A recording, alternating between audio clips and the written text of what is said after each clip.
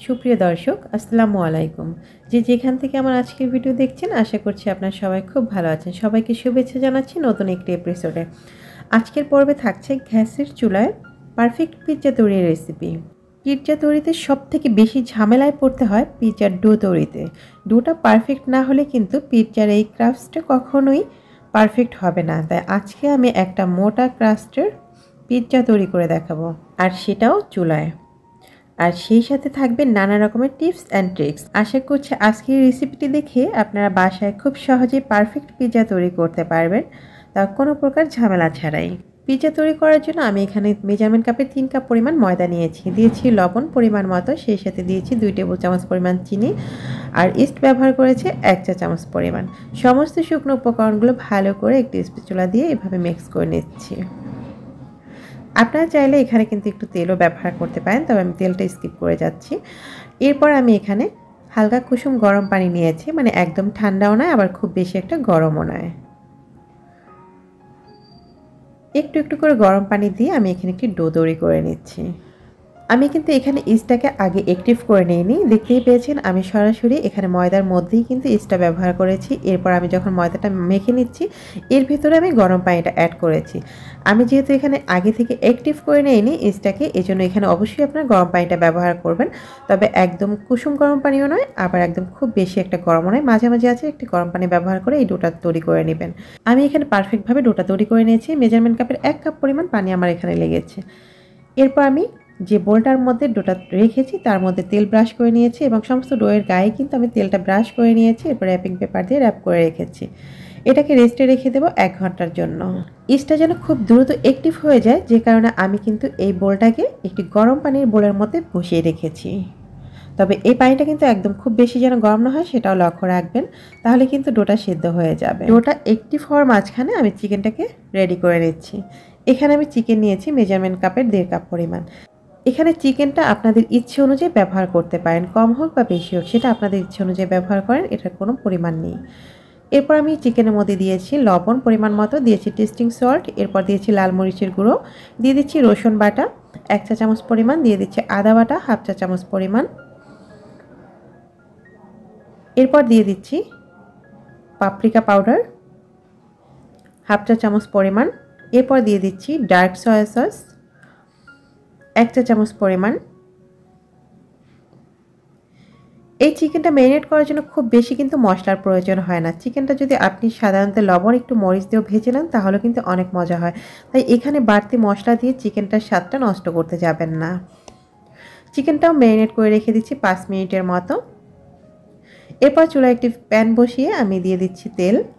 তেলটা হালকা গরম করে নিব, জাস্ট হালকা একটু আমি গরম করে নিচ্ছি। এরপর আমি চিকেনটাকে ছড়িয়ে দিচ্ছি।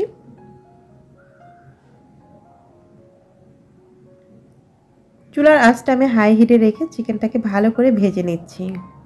দেখতেই পেয়েছেন চিকেন থেকে কিন্তু প্রচুর পরিমাণে পানি বেরিয়েছে, আর এই পানিতেই কিন্তু সম্পূর্ণ চিকেনটা সেদ্ধ হয়ে যাবে। আমি চিকেনের মধ্যে দিয়ে দিচ্ছি একটু টমেটো কেচাপ, আপনার চাইলে এটা ম্যারিনেট করার সময়ও দিতে পারেন। এরপর দিয়ে দিচ্ছি ম্যাগি স্বাদি ম্যাজিক মশলা, এটাও অপশনাল, আপনার বাসায় থাকলে দিতে পারেন, আর না থাকলে না দিলে সমস্যা নেই। এরপর চিকেনটাকে আমি একদম ভাজা ভাজা করে ভেজে নিচ্ছি। দেখতে পেয়েছেন চিকেনটা কিন্তু একদম সেদ্ধ হয়ে গেছে। আমি সম্পূর্ণ চিকেনটাকে ভেজে নিয়েছি। অলমোস্ট আমার ডোটা কিন্তু অ্যাক্টিভ হয়ে গেছে। আমি হাত দিয়ে ভিতরে বাবলসগুলো বের করে নিয়ে আবারও একটু মথে নিচ্ছি। আমি ডোটা মেখে মোটামুটি 1 ঘন্টার জন্য রেস্টে রেখেছিলাম। তবে আপনারা যদি পিৎজা তৈরি করেন আগে থেকে আপনাদের প্ল্যান করা থাকে, তাহলে আপনারা চেষ্টা করবেন আগের দিন রাত্রে ডোটা মেখে নর্মাল টেম্পারেচারে রেখে দেওয়ার জন্য। কোনো প্রকার ফ্রিজে রাখতে হবে না। এতে করে ডোটা কিন্তু পারফেক্টলি আরও অ্যাক্টিভ হয়ে যাবে, আর পিৎজাটাও কিন্তু অনেক সুন্দর হবে। এরপর পিৎজার ডোটাকে আমি এভাবে হাত দিয়ে টেনে এবং একটু বেলুনের সাহায্যেও বেলে নিতে পারেন। এভাবে টেনে টেনেও কিন্তু এটাকে বড় করে নেওয়া যায়। এই যে দেখতে পাচ্ছেন আমি হাত দিয়ে টেনে টেনে কিন্তু এটাকে বড় করে নিয়েছি, আর একদম পিৎজার শেপ দিয়ে দিয়েছি। আর পাশের যে বাউন্ডারিটা রয়েছে সেখানে কিন্তু একটু মোটা আকারে রেখেছি। বাউন্ডারির সাইডটা এরকম মোটা করে দিলে এটা দেখতেও যেমন সুন্দর আর মনে হচ্ছে যেন পারফেক্ট পিৎজা হয়ে গেছে, ঠিক সেরকমই, আর খেতেও কিন্তু দারুণ। এরপর আমি একটি কাঁটা চামচের সাহায্যে এটা সমস্ত গায়ে কিন্তু একটু খোঁচা খোঁচা দিয়ে দিয়েছি, দেখতেই পেয়েছেন। এতে করে সমস্ত ভিতরে কোনো বাবলস থাকবে না, আর পিৎজাটা কিন্তু খুব সুন্দরভাবে স্মুথলি ফুলে উঠবে। এরপর আমি যে প্লেটের মধ্যে পিৎজাটা সেট করব সেখানে একটু তেল ব্রাশ করে নিয়েছি। এরপর এই পিৎজাটাকে এভাবে সেট করে দিচ্ছি। এখানে আরেকটি কথা বলে রাখি, আপনারা যদি এই পিজ্জাটি চুলায় তৈরি করতে চান ঠিক আমার মতো করে, তাহলে যদি এই পিজ্জা প্লেটটি আপনার কাছে না থাকে, তাহলে যে কোনো ধরনের ফ্রাই প্যান থাকলেও হবে। ফ্রাই প্যানের ভিতরে ঠিক একইভাবে আপনারা সেট করে নেবেন। শুধুমাত্র প্রসেসটা একটু বদলে যাবে, সেটা আপনাদেরকে পরে বলে দিচ্ছি। এরপর আমি দিয়ে দিচ্ছি পিৎজা সস। পিৎজা সসটা একটু বেশি করে দেওয়ার চেষ্টা করবেন। আমি যে সাইডে বাউন্ডারিটা দিয়েছিলাম এর কারণে কিন্তু এই যে আমি এখন মশলাগুলো ব্যবহার করছি, এটা কিন্তু পিৎজার বাইরে চলে যাবে না। আপনারা দেখলেই বুঝতে পারবেন এই উঁচু করে বাউন্ডারিটা দেওয়ার কারণে কিন্তু মশলাটা ভিতরেই থাকবে। আপনি যখন এই পিৎজাটা বেক করবেন তখনও কিন্তু এর বাইরে চলে যাবে না। পিৎজা সসটা দিয়ে আমি দিয়েছি কিছু পেঁয়াজ কলি, এরপর দিয়ে দিচ্ছি মোজারেলা চিজ। এখানে আপনারা যে যা ব্যবহার করতে পারেন ইচ্ছে অনুযায়ী কিন্তু ব্যবহার করা যাবে।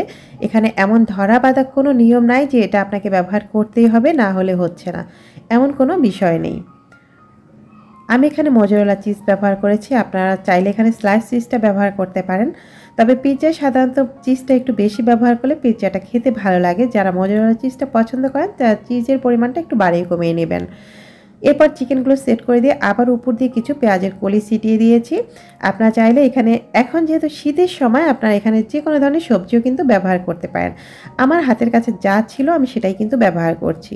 কিছু কাঁচামরিচও আমি এখানে অ্যাড করেছি। সাধারণত অনেকেই কাঁচামরিচটা ব্যবহার করে না, তবে আমি একটু ব্যবহার করেছি, এটা একটু ঝাল ঝাল করার জন্য। এরপর আমি উপর দিয়ে আবারও কিছুটা মোজারেলা চিজ দিয়ে দিচ্ছি। আমি এই পিৎজাটা কিন্তু সম্পূর্ণ হোমমেডভাবে তৈরি করছি। আমার হাতের কাছে যে ধরনের উপকরণগুলো ছিল সেটা দিয়ে আমি তৈরি করছি। তবে পারফেক্টভাবে পিৎজাটা কীভাবে তৈরি করবেন সেটাই কিন্তু আপনাদের সাথে শেয়ার করেছি। এরপর আমি উপর দিয়ে কিছু পেঁয়াজ গোল গোল করে কেটে নিয়েছিলাম, সেগুলোকে বসিয়ে দিচ্ছি। আমি কিন্তু এখানে খুব বেশি কিছু ব্যবহার করছি না, সেটা আপনারা দেখতেই পাচ্ছেন। এরপর দিয়ে দিচ্ছি কিছু গোল গোল করে কেটে রাখা টমেটো। আপনারা এখানে উপর দিয়ে ক্যাপসিকামটাও বসিয়ে দিতে পারেন, তবে আমার বাসায় ক্যাপসিকামটা তেমন কেউ পছন্দ করে না, যার কারণে আমি সেটা স্কিপ করেছি। প্রথমেই বলেছি এখানে যে কোনো ধরনের কিছুই আপনি ব্যবহার করতে পারেন আপনার পছন্দ অনুযায়ী। এরপর আমি কিছুটা মেয়োনিজ বসিয়ে দিয়েছি। মেয়োনিজটাও পরেও আপনি দিতে পারেন, যখন এটা কুক হয়ে যাবে তারপরেও কিন্তু মেয়োনিজটা ব্যবহার করতে পারেন। জাস্ট আমি এখন দেখানোর জন্য এখানে একটু বসিয়ে দিয়েছি। সবশেষে দিয়ে দিচ্ছি একটু বাটার। এখানে আমি বাটারগুলো একটু ছোট ছোট টুকরো করে কেটে নিয়েছি। এটা যখন আমি বেক করব তখন কিন্তু এটা গলে সমস্তটা ছড়িয়ে যাবে। উপর দিয়ে দিয়ে দিচ্ছি একটু টমেটো কেচাপ। ব্যাস, এই তো আমার পিৎজাটা সেট করা হয়ে গেছে। এরপর হচ্ছে এটা বেক করার পালা।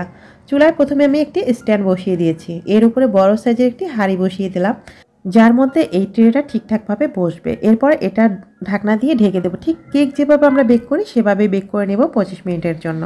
আর যদি আপনারা এই ট্রে না থাকে তখন কিন্তু একইভাবে ফ্রাই প্যানের মধ্যে পিৎজাটা সেট করে ঢাকনা দিয়ে ঢেকে এটা বেক করে নিতে পারেন। তৈরি হয়ে গেল চুলায় পারফেক্ট পিৎজা। আর পিৎজাটা কতটা ফুলে উঠেছে আর কতটা নরম হয়েছে সেটা তো দেখতেই পাচ্ছেন। কি বলবো, ঠিক একই রেসিপিতে যদি আপনি ফলো করে পিৎজা তৈরি করেন, আশা করি আপনার পিৎজাটিও কিন্তু পারফেক্ট হবে। তো আমার আজকের রেসিপিটি এই পর্যন্তই। আশা করছি ভিডিওটি আপনাদের কাছে একটু হলেও ভালো লাগবে। ভিডিওটি ভালো লাগলে চ্যানেলটি সাবস্ক্রাইব করে পাশে থাকা বেল বাটনটি অন করে দিবেন। অবশ্যই ভিডিওটিতে একটি লাইক দিতে ভুল করবেন না। আজ তাহলে এই পর্যন্তই, দেখা হবে নতুন কোনো ভিডিও নিয়ে। ততক্ষণ ভালো থাকবেন, সুস্থ থাকবেন। আল্লাহ হাফিজ। আসসালামু